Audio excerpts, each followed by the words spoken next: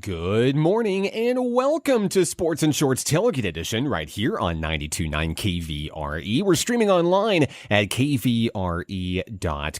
He's Tracy Simpson. I'm Mark Oliver. We've got the sports. We've got our shorts, I've noticed, Tracy. No doubt. And boy, what a great show we have planned for you today. We're going to have an Olympic recap thus far of the Paris Olympics. We have the continuation of our high school football preview series, the latest in National Park College Nighthawk athletics, and some really big stories involving some local teams and athletes as well. Tracy, good week last week. How are you doing? No doubt about it. Well, that was my question to you. How are you doing? You got a little bit more bronze to you, a little bit? Yeah. Family had the opportunity to go down to Panama City Beach, Florida. First time we've been down to the Southeast in the past 3 years or so. Really enjoyed just the opportunity to kind of just unwind and relax for a bit. But back, ready for action. Strictly business now as the sporting world catches fire with some really big stories in the past week. We begin this week's show with a trip overseas to Paris, France, where the Olympics are in full bloom.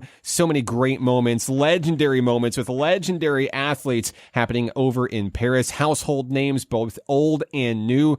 Tracy, we've got to start with women's gymnastics, where the United States dominantly secured the gold medal Tuesday behind stellar performances from Suni Lee, Jordan Chiles, Hesley Rivera, Jade Carey, and of course, the GOAT, the greatest Olympian of all time, Miss Simone Biles. They surpassed the runners-up Italy by nearly 6 points to claim their fourth gold medal in the sport and the first for the program since 2016. Tracy, I don't know how they do it. The odds always stacked against them. They always find a way. Well, and you got to look too, of course, you were talking about the GOAT. She strained her calf muscle, of course, but grit, determination, she came through once again. But I'll tell you what, Mark, what I liked about this, it was a combined effort. Now, of course, it's Simone. You're not going to outdo her, but it was a combined effort. And they all came together as a complete team, and you saw how they interacted with each other if you were watching it. It was something special to watch. And yeah, the gold. And this is the world, not the competition that they'd been used to, on a different level. I looked over at one time when I was watching. At one time, they had over 100 cameras in the one area when they usually only have about 25. They had over 100 cameras covered. So you're not only talking about these athletes that are performing, you're talking about the stress of everybody looking at you, and I'm talking the world. And it was amazing how they still got out there, conducted business in a true fashion. I mean, it was, like you said, 6 points. That's a margin. That's like winning a basketball game 100-50. Okay, it's just that simple. And that was what I saw was remarkable. It just wasn't Simone. It was all of them as a combined effort. Everyone had their part to play, and they played it to a T. Hey, it's a team sport, right? And of course, you're on the biggest stage in the whole world. You mentioned the nerves, the pressure. I don't know how they do it, because if it were me, I might bend the pressure a little bit, ice in your veins kind of thing. Such a remarkable thing. You mentioned the calf injury that Simone Biles had sustained during the warm-ups during the Olympic qualifiers. And there were all sorts of questions. Is she 100%? She's taped up. This doesn't look good. And that's where the team aspect came in. They stepped up and they helped fill those gaps. And I don't know if anything can really take Simone Biles down, because you couldn't tell that she wasn't 100% with the way that she performed beautifully. It was one of those things where you knew what the result was going to be before the numbers even came up. Right. You knew watching her, even mid-routine, yep, this is the one. This may not only be a gold medal clinching performance, but maybe her best performance ever, even when she is 100%. And the way that this team overcomes adversity, you think about Suni Lee. Lee is in remission from kidney disease over the past couple of years. A very touching, heartwarming story of how she's had to overcome that to also be considered one of the greatest female Olympians of all time. This team fell just short of its goals in the previous Olympics back in Tokyo. They ended up with just the silver medal, which in that New York Yankees mentality is championship or bust. It's gold or bust. So everybody thought, oh, just silver. Oh, this team may be falling off. So coming into the Paris Olympics, they were kind of being referred to as the redeem team, similar to redeem team. the basketball Redemption. team. But Simone Biles actually jokingly added, you know what? I don't like that name. What about the Golden Girls? Because they're starting to get a little bit up there in age, I guess, compared to some of the other countries with younger athletes out there. Well, I don't know. The Golden Girls was a pretty cool show on TV, and this is a pretty cool group of girls that do some amazing things, taking the gold medal. And of course, Simone Biles, now the most decorated Olympian of all time, male or female. And, of course, this show records on Wednesdays, but as of the recording of this show, the U.S. leads the world in medal count up to this point, but does lag a little bit behind countries such as China, Japan, and France if you're counting golds only. Still a lot of time to play catch up, of course. But Tracy, we've talked a lot about women's gymnastics already. The United States has also won golds, specifically in the swimming pool as well, winning the men's 4x100 freestyle relay and the women's 100-meter butterfly, and also Lee Kiefer taking an individual gold medal in women's fencing. I love the Olympics. I love watching all these sports that we don't necessarily talk about and focus on, it just all throughout the year like we do some of the major sports here in the U.S. But what has been maybe some of your favorite things to watch or things to follow as we follow these games in Paris? Well, Mark, this was something exciting to me last weekend. We didn't get any as far as medals, but the equestrian part of it, of course, I'm a horse guy and loved watching that, and the long and the short versions of them. That was something special because you got athletes, and I'm talking the horses. And I'm not, and of course the guy, the people riding them. They're Americans too. The people riding them too, but just the watching those horses and their performances was unbelievable, and what they were going through, and it was just something spectacular how they had to work. Like you said, that's a team sport also.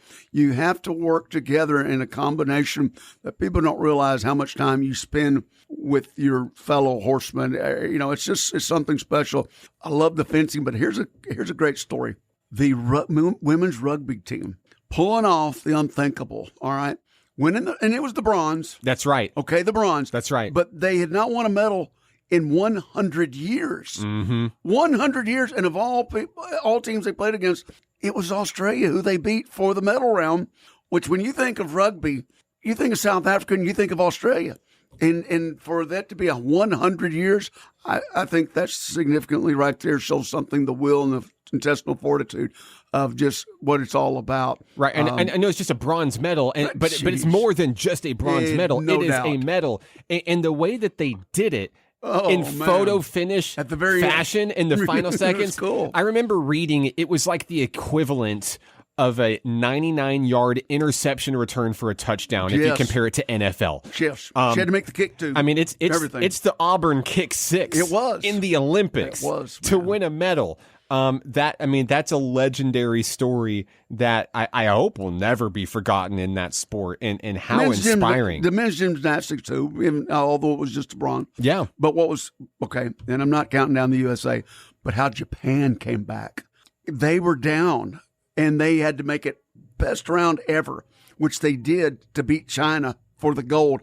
And I know it wasn't USA, gang, but still, to have Japan, I'm not saying anything about China, but for them to come back and win like they did, performance, it was unbelievable. Well, it's China, just athletes. Yeah, I mentioned it already. China and Japan, at least as of the taping of this show, they're the number one and the number two in terms of gold medals specifically.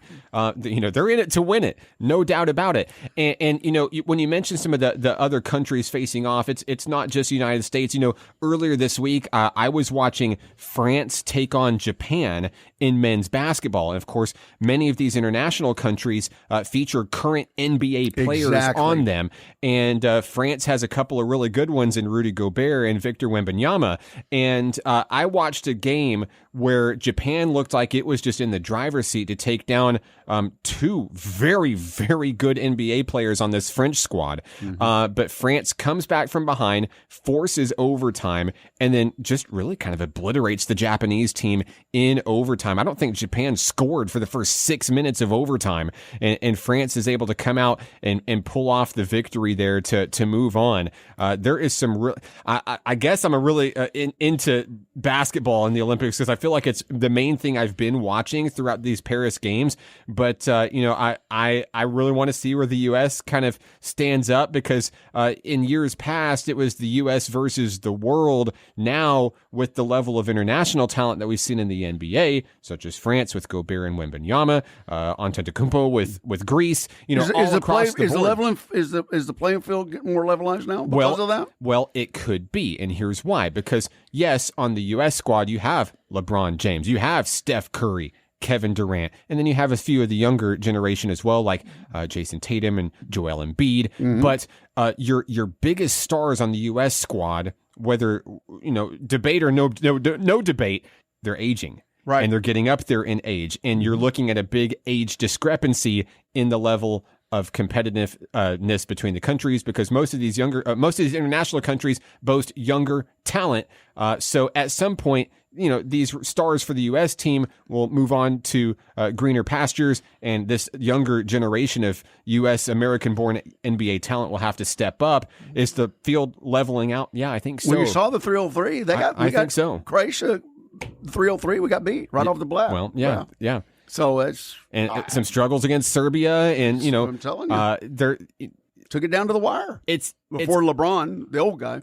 Well, LeBron still has it. Is what I'm going to tell you. He had just enough in the tank to get the team across the finish line. You can never count out King James, but so much fun to watch all of these games, and maybe on the basketball side, the men's basketball side makes it a little bit more competitive. Of course, Caitlin Clark is out there as well on the women's basketball side, and just see the new generation coming up. We'll find out. It's really fun to watch, and especially in women's sports specifically, I feel.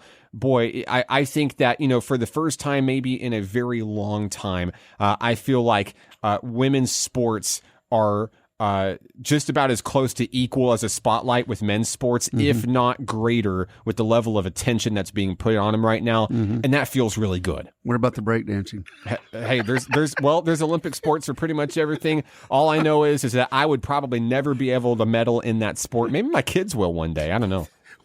We'll look into that one, whether it's canoe kayaking, cycling, diving, field hockey, and the list goes on and on and on. We'll be talking about it at another time. Right now, we'll be right back. We got second quarter coming up on Sports and Shorts, the tailgate edition, right here at 92.9. And don't forget, we're streaming at kvre.com. Welcome back to Sports and Shorts Tailgate Edition, right here on 92.9 KVRE and online at kvre.com. He's Tracy Simpson. I'm Mark Oliver, and our summer high school football preview series continues this week with a look at the Malvern Leopards in Class 4A. Now, Malvern has a new but familiar look this season as the Leopards welcome former head coach John Fogelman back to the helm of the program this fall. In 6 seasons with the Leopards, Fogelman won 43 games, including 5 playoff berths and a trip to the 4A state title game in 2011 before taking over and developing Little Rock Catholic into a Class 7A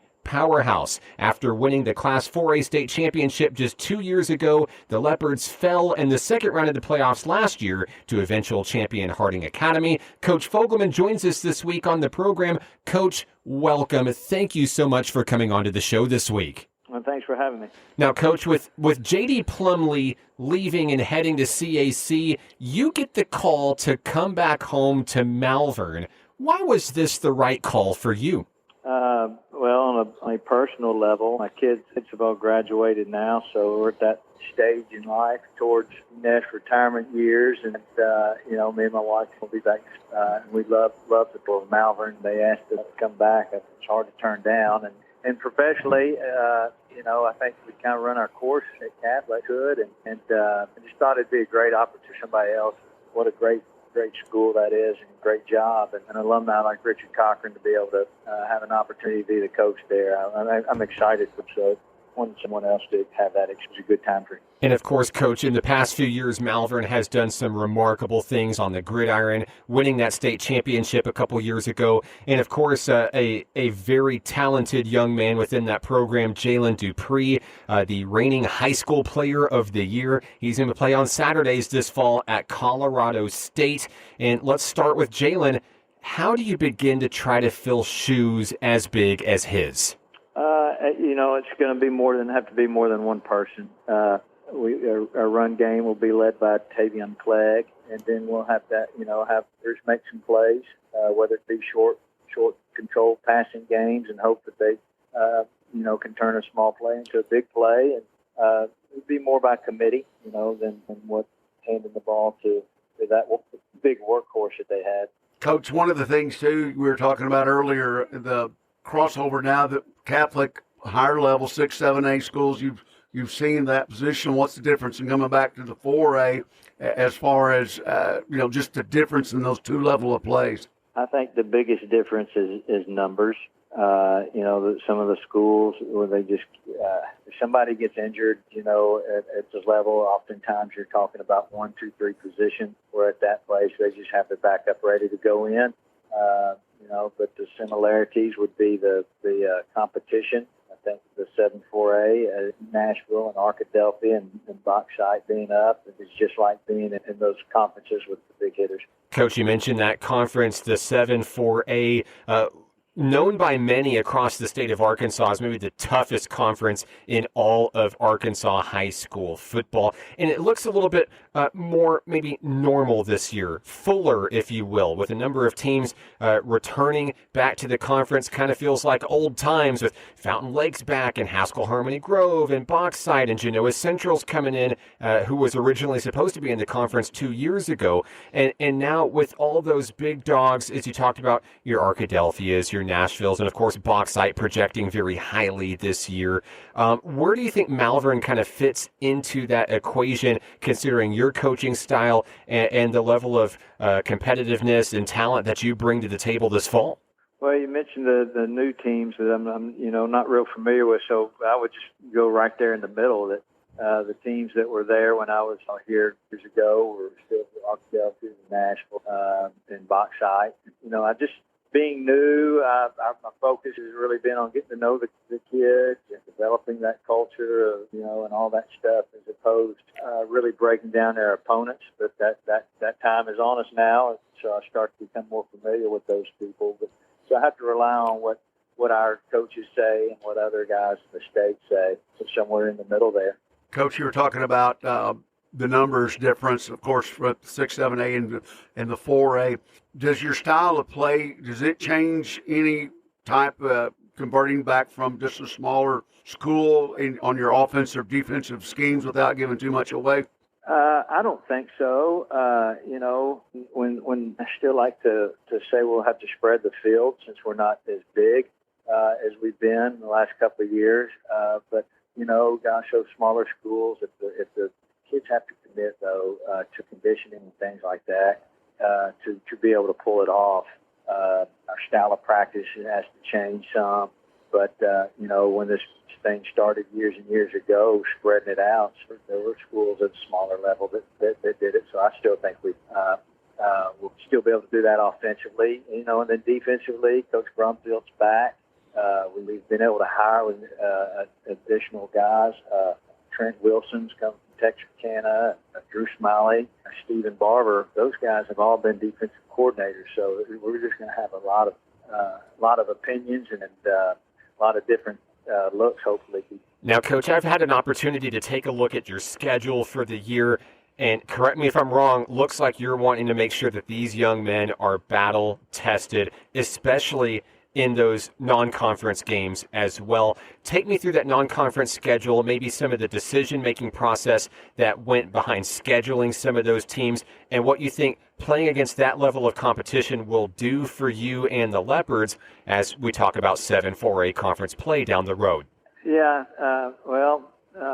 Coach Plumlee made that schedule out, and I think maybe his thought process was let somebody else deal with this. Jacksonville, is I think a team on the rise because, we've been playing them the last couple of years at Catholic, and each year they got better. And we saw them as a team this year, and their numbers look to be up. Their energy was really up. So they've always got athletes, always. So I think that helps prepare us from the athletic standpoint that we'll see throughout the year. Our second non-conference game against Glen Rose is obviously a big rival game, so that will help. Kids won't be shocked when we have to go up against somebody in the conference in a rival over the years. They'll be, really tough-nosed and well-coached with Coach Keener, I know. And then the final non-conference game is probably one of the better 4A teams in the state, in Stuttgart. Go to Stuttgart to end up the non-conference schedule out. Coach Price, and I know his son's doing a really good job there, throwing the ball around. So that'll be a challenge for sure. Coach, we've talked about the program as a whole, but let's dive in a little bit deeper here. As you mentioned, some of the numbers, some of the playmakers you have. I know you guys have been hard at work this summer in practices, team camps. Who is really stepping up to help lead these Leopards as we get set for the fall? Offensively, as I mentioned, it's been kind of trying to get a lot of people involved to see who can. Stephen Clegg, one of the top running backs, I think. He was an obvious no-brainer. Bishop Allen's been a returning quarterback that has done well in some 7-on-7. Even though that's not a true football game, it still, gives us an idea what he can do. Kyler Wright was playing quarterback as well, but he's a big kid that he's not playing quarterback. He'll be doing tight end, defensive end, H-back, wide receiver, all kinds. And then a couple of guys have stepped up at receivers, which is kind of new to some of them, but we'll need them to make some plays. There'll be some guys over on defense that we'll pull over in certain packages to either throw the ball to or hand off, like a Jabari Jacobs, Aiden Delamar, guys like that. Well, I'll tell you what. Defensive side of the ball. Coach, on defense, are y'all going to run the same style defense? Yeah. As I mentioned, we got a Brumfield still doing right. that. Okay. We're just mixing to see, again, what fits us as best. We may not have those four beast down linemen exactly, yeah. that they've had. We got some good, Brandon Jackson's back, very disruptive. Elijah Jones up front will be good, and I mentioned Kyler Wright. So, hopefully we'll have the ability to do both.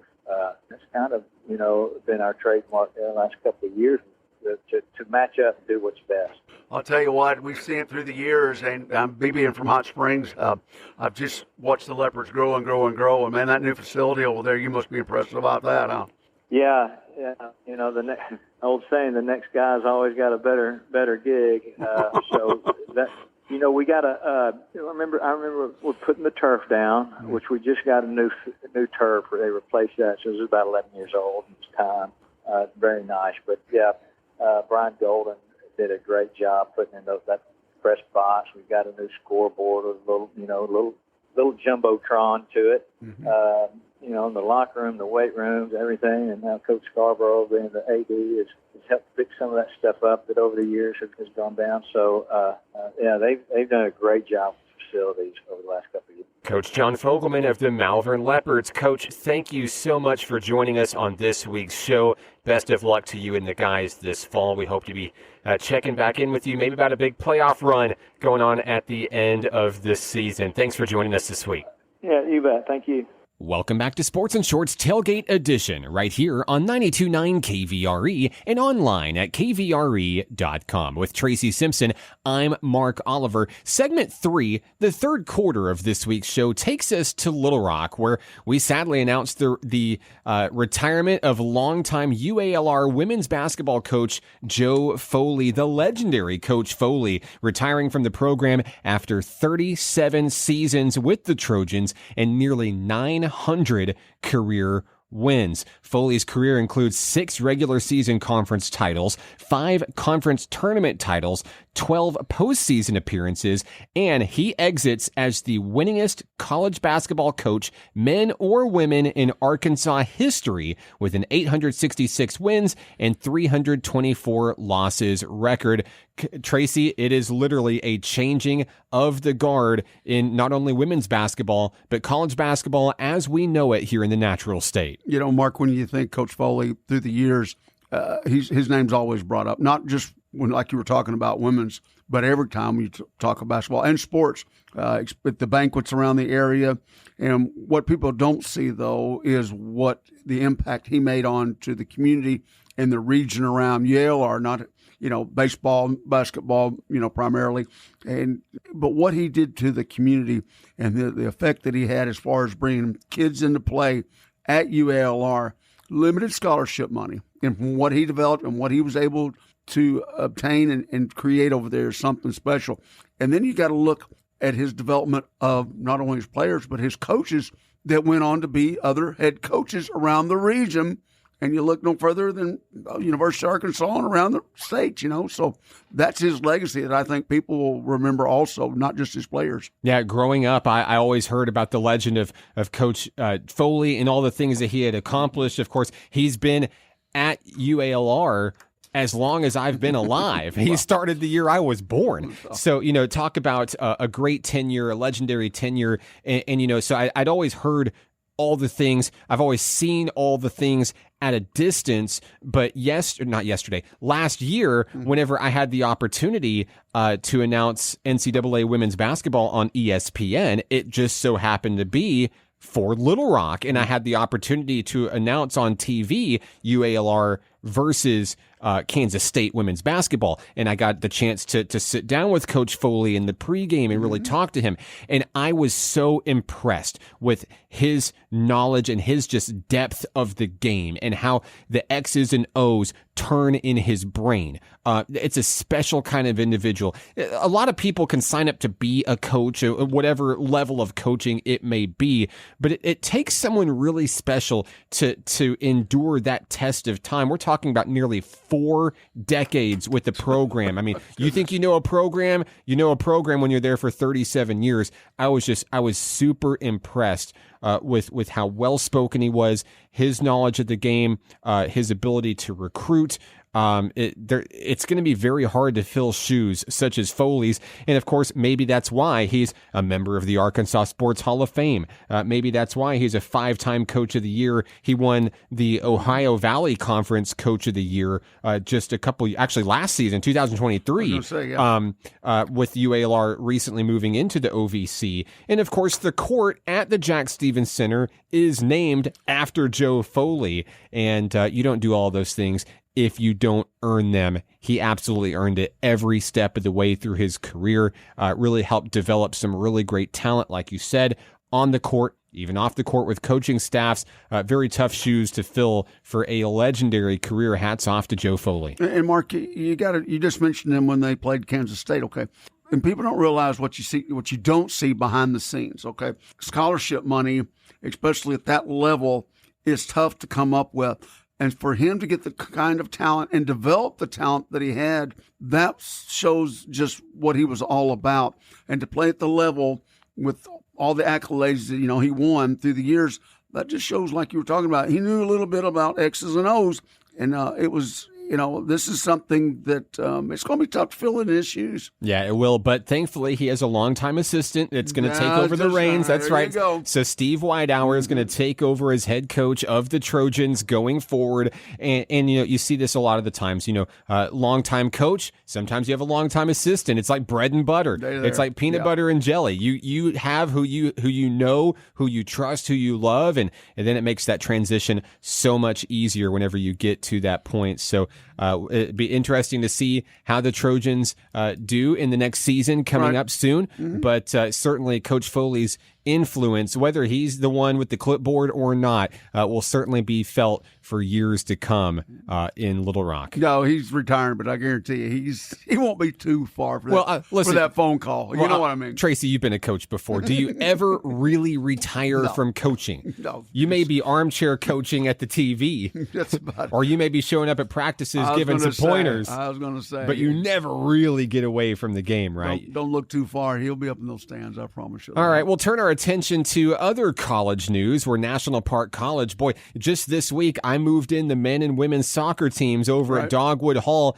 It is right around the corner. But some big news coming out of Nighthawk Nation this past week as a Nighthawk baseball graduate back in May is now going to be suiting up for a team not too far from his own backyard. Mason Pankey, the sophomore catcher for the Nighthawks last season. A really remarkable story for this guy, Tracy. He's from Brookland, Arkansas, suburb just outside of Jonesboro, and he was an injury replacement for the starting catcher for the Nighthawks this season, and came in and did some remarkable things when his number was called, was just mashing the baseball midway through the season, was a huge offensive burst for the team right when they needed him the most, came on about middle of March, and this guy just couldn't miss at the plate. Belted 4 home runs, 21 RBI down the stretch for the season, finished out the year batting .391 on the year.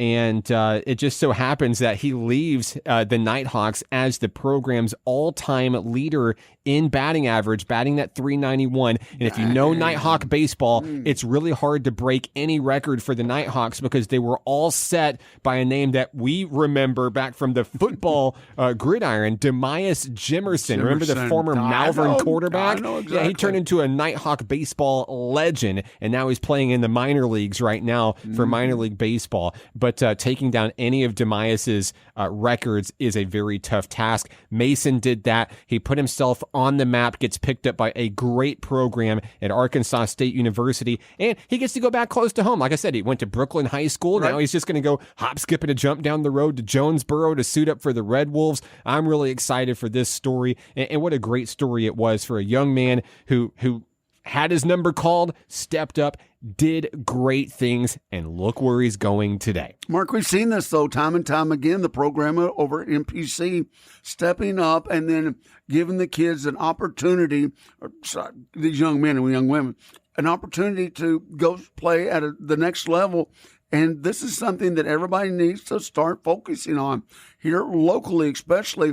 Get the word out, because you can become and develop a great sense of not only being a player, but also get a great education over at MPC. So this is, and I still think it's a secret around the area. I mean, I know that when we covered the basketball team, of course, champions back in the spring, look, they were from different parts of the United States, you know what I mean, from all over. So this is still, I think, one of the greatest avenues to get developed and to go on to the next level. And this is just another one of those great Cinderella stories. Well, here's the deal.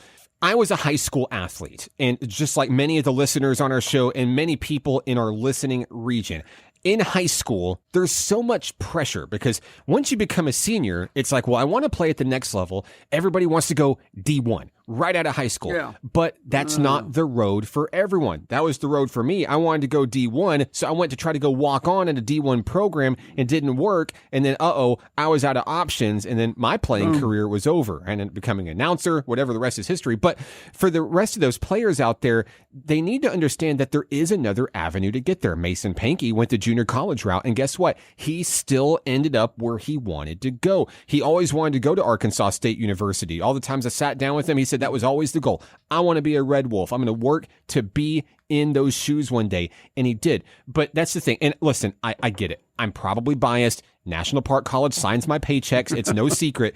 But you can go the junior college route and you can really show your stuff. You can really shine. You get extra playing time, probably more than you would going in as a redshirt freshman straight to a D1 program. The opportunity to develop, the opportunity to really shine. And as we've seen with the Nighthawk basketball, like you mentioned, Nighthawk softball as well, we've had a number of student athletes go, sure, NAIA, Division II, Division III, but we've had a number of student athletes, especially in this past calendar year, end up going to Division I NCAA programs. You get where you want to go if you put the work in to get there. So a remarkable story.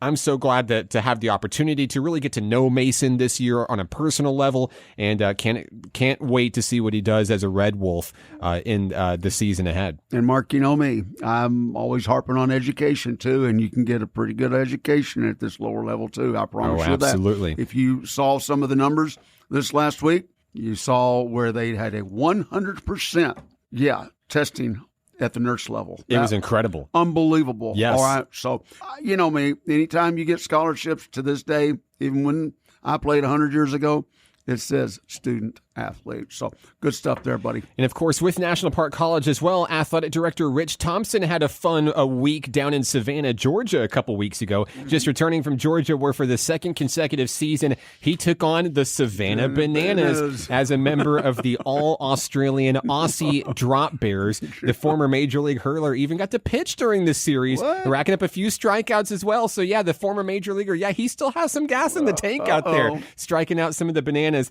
Of course, if you don't know banana ball, it's often referred to as the Harlem Globetrotters of baseball. Features trick plays, dance choreography. Unbelievable. And has more than 1 billion views on TikTok and YouTube and Snapchat. It's the next wave. And you can't just get tickets to go see the Bananas. Of course, they have the Banana Ball World Tour, and they play all across the country, but their home stadium is down in Savannah, Georgia. But there's a long wait list to get tickets for these games. I just have to watch the games on YouTube myself, but I will tell you something. Whoever designed this is a genius, because some people are like, baseball is too boring to watch. It's slow. It takes forever.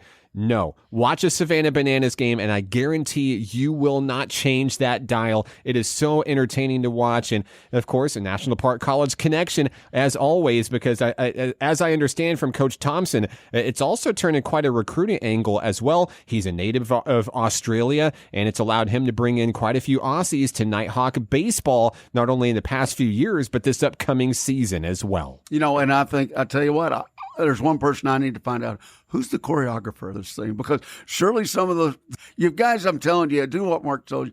Go to YouTube or TikTok and watch this one time, and you'll figure out these guys are more than athletes. They've got some dance moves, some gymnastic moves.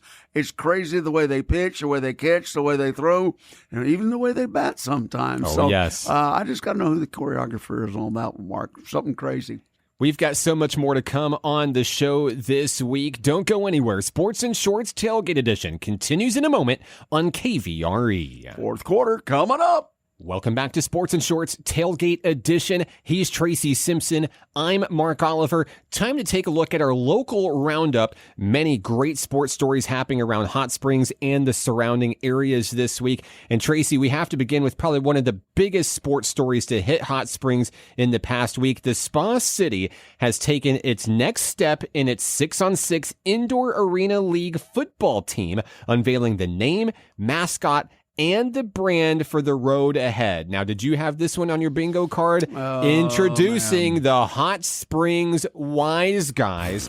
In a nod to Hot Springs gangster and gambling history, the brand features a racehorse in a pinstripe suit holding a football. League Commissioner Tim Brown says he loves the creativity of the design and is ready for Hot Springs to compete in the now 6-team league that is just shy of 2 years old. Also this week, the Wise Guys appointed its first team general manager, Chris Goodman. He's the former owner of the Arkansas Punishers, a successful semi-pro men's football team in Central Arkansas. Goodman's going to hit the ground running with a number of tasks on his plate, and boy, he's going to be a busy man. He's got to form a base of operations and, of course, recruit a team. But with his pipeline inside the Arkansas Punishers and with some of the other semi-pro football teams around the state and the region, he'll have a decent pipeline in order to bring talent in. Now, Chris, I know it's early in the game, but if you're listening this week, I know someone that might be able to fill in behind the microphone for the Wise Guys whenever you guys get started. And yes, put it on record, if you pick me, I will wear a pinstripe suit to call games. Just throwing that out there. What about the Tommy gun? Or women, excuse me. I just got to have the little orange tip on there. Listen, I ain't about to get shot. No way, no how. This is exciting news, and it is for not only Hot Springs, but for the state of Arkansas. This is where you find players, and then just like we were talking about with NPC a while ago, we have seen some of these players get called up, you know. Oh, yes. And so the possibilities there. But the main emphasis, I think, is the community of Hot Springs and what it does to tourism around here. And, of course, I don't think you can get a bigger – now, you can go to Fayetteville and talk Razorbacks or whatever, but as far as the history of not only football but baseball and everything, right here in Hot Springs, it doesn't get any bigger. And Hot Springs also kind of prides itself on being unique, finding its niche in the world. Of course, you talk about the world's shortest St. Patrick's Day parade. It's a pretty cool thing. The bathtub races downtown in the summers.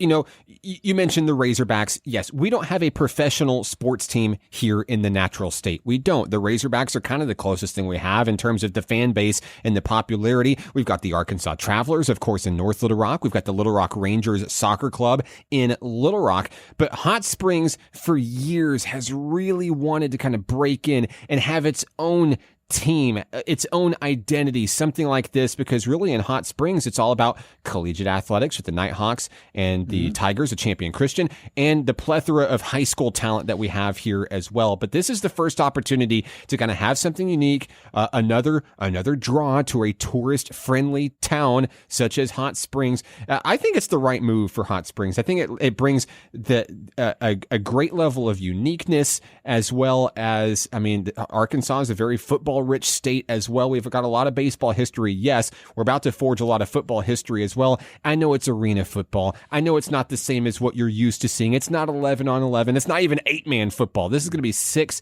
on 6. But the one thing I do know is that it will be entertaining, will be a lot of fun to watch. You're going to see talent come in. Of course, Arkansas joins, the Wise Guys join from Arkansas, 5 other teams from all across the country. You're going to see different football cultures being presented here on the field. I think it's going to be very exciting to watch. I'm here for it. You're going to be up close and personal, I'll tell you that, Yes, Mark, you are. You're literally right there on the field, and you'll get to hear everything going on. All those bones breaking. Well, I'm just going to say, when it's everything, you get to hear everything. So just be aware of that. And yeah, they suit up and they hit. I'm telling you, I've been to the Crushers like you were talking about, and yes, they hit. We had some of the local kids that went to high school play for the Crushers and such. So exciting, yeah.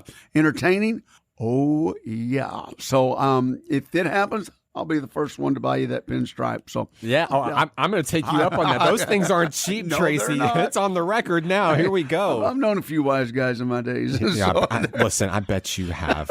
I bet you we got a big have. signing coming up, but I got a little talk a little bit about the big signing coming up, huh? Yeah, huge news for Lakeside, Tracy. Offensive lineman Tucker Young announced his commitment to Arkansas Razorbacks football. The 6'4", 300-pound lineman announced his decision to join the Hogs' 2025 recruiting class in Fayetteville last week. He received an offer from the team back in June. And according to Young, the U of A has always been his dream school. He loved the rapport that he generated with Coach Pittman and his coaching staff. And Tracy, we had Lakeside coach Garen Rockwell on the program recently. Yep. It's no surprise to see players like Young on this revamped Rams squad achieving big things such as this. Another big move for a Hot Springs youth. Yeah, no doubt. And he's still got time to develop, too. He's a big kid, but I'm going to tell you what, it's just good to see local talent here in Arkansas getting picked up. That's for certain. You hear people talk about it all the time. Look, we got a lot of great players here in Arkansas,